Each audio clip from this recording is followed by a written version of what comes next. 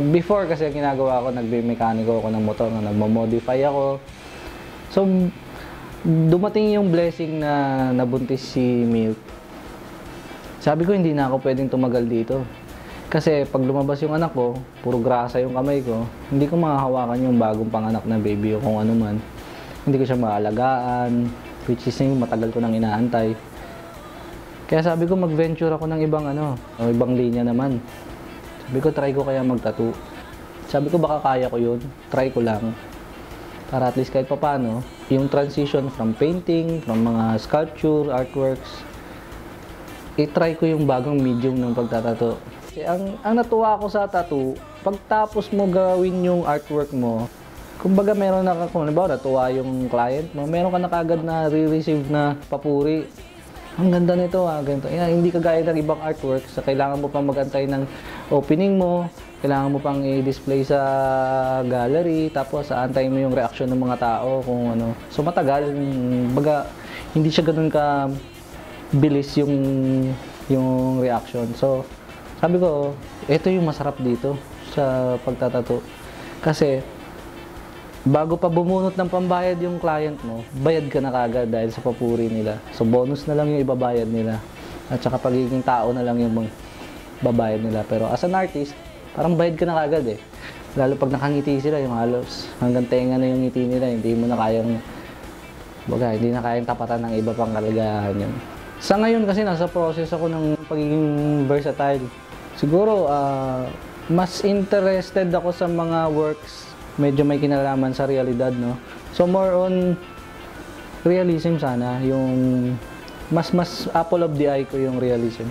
Kung as much as possible, magagawa ko siya ng parang buhay siya, parang ganun. Kasi lately lang ako nag-tattoo. So, isa sa mga tinitingala akong artist nung nag-uumpisa ako, si Wewe. So, mahilig siya mag-small piece, yung ultimong lalagay niya sa eyeball yung mga reflection na images. So, parang na-inspire ako. Sabi ko, ang galing nito. Si Wewe, schoolmate ko siya before sa women's. Kaya noon pa man, nasusubaybayan ko na yung mga artworks niya, paintings, watercolor. So, doon ako na-inspire. Sabi ko, parang ang sarap gawin noon. Ang liit. Tapos medyo detailed. Tsaka na-challenge ako. Na-challenge ako noon dahil sobrang liit.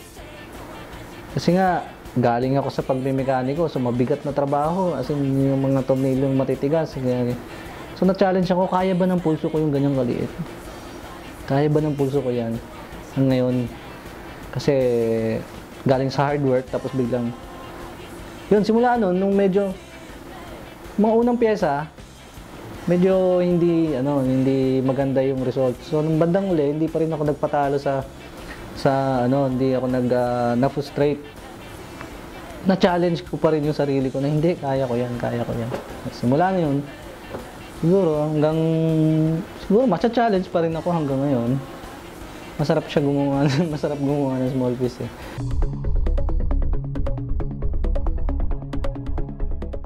Naisipan kong gumawa ng mga machine ko kasi nung nag-start ako, wala akong masyadong pambili eh.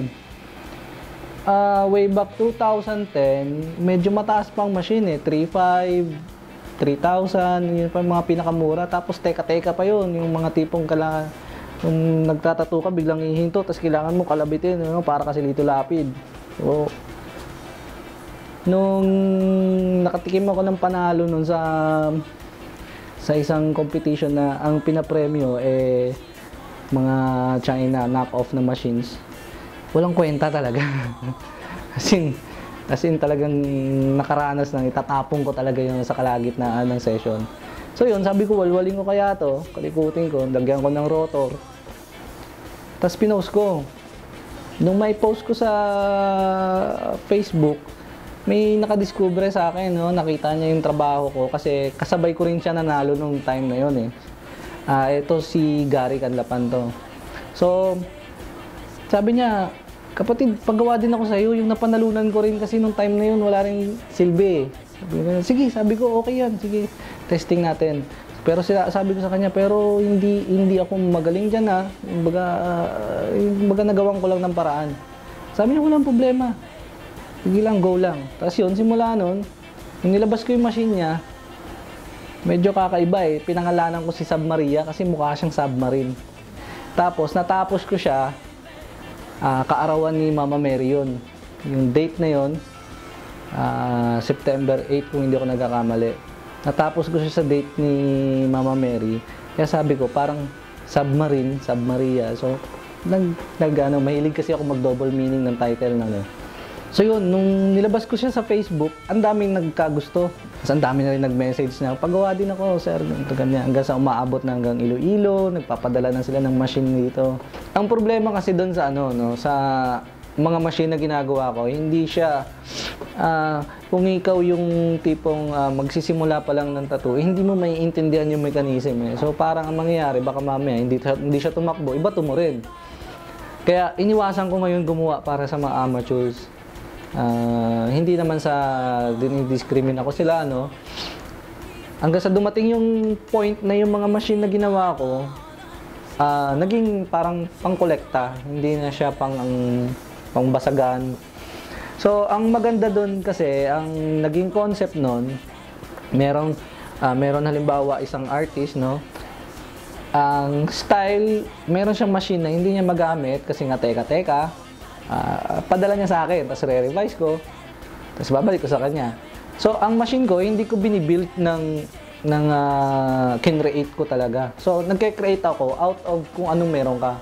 So, yun lang. Medyo nasiyahan ako doon. Kaya lang, nung bandang uli na ulit, naging busy na eh. Medyo dumadami na yung clients. Wala na akong time na mangalikot. Kasi lahat yun, handworks lang talaga eh. So, wala na akong time. Kaya sabi ko, hinto ko na muna yung paggawa ng machine.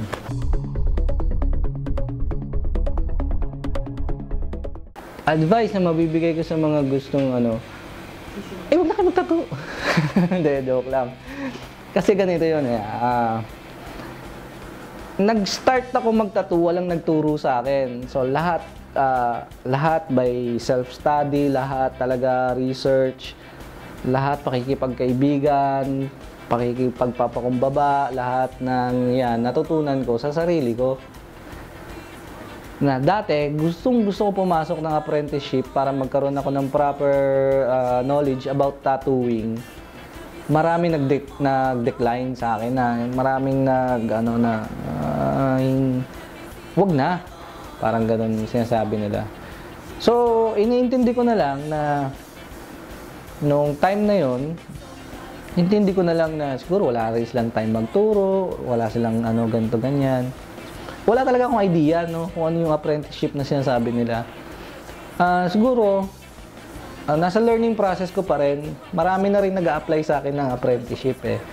Pero, ang sinasabi ko sa kanila, hindi ako marunong magturo kasi hindi ako naturuan. So, hindi ko alam kung paano ko ituturo sa iyo yung mga natutunan ko. Siguro, try mong gawin yung ginawa ko.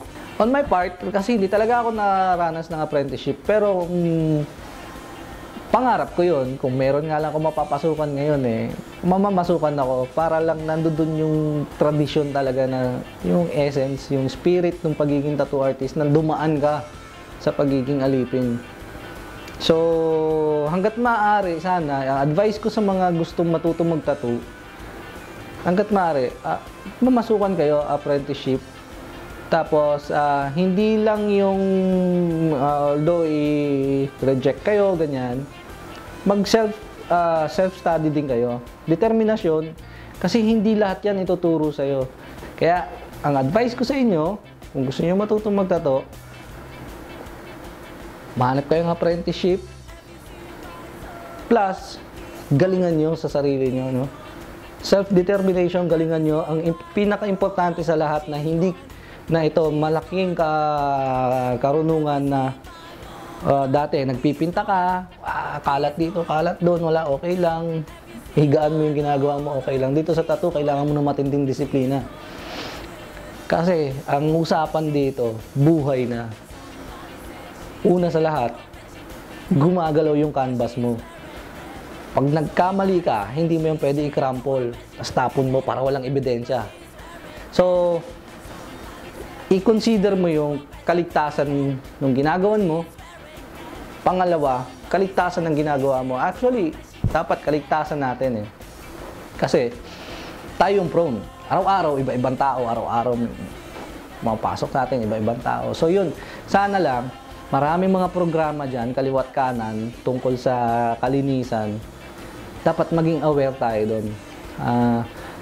Kung meron man, halimbawa, nag-apprentice tayo ngayon, no? Hindi ka nila tinuturuan na magbalot ng ganito, magbalot ng ganyan. On your own, gawin mo kung halimbawa, kung sa tingin mo yun ang tama eh.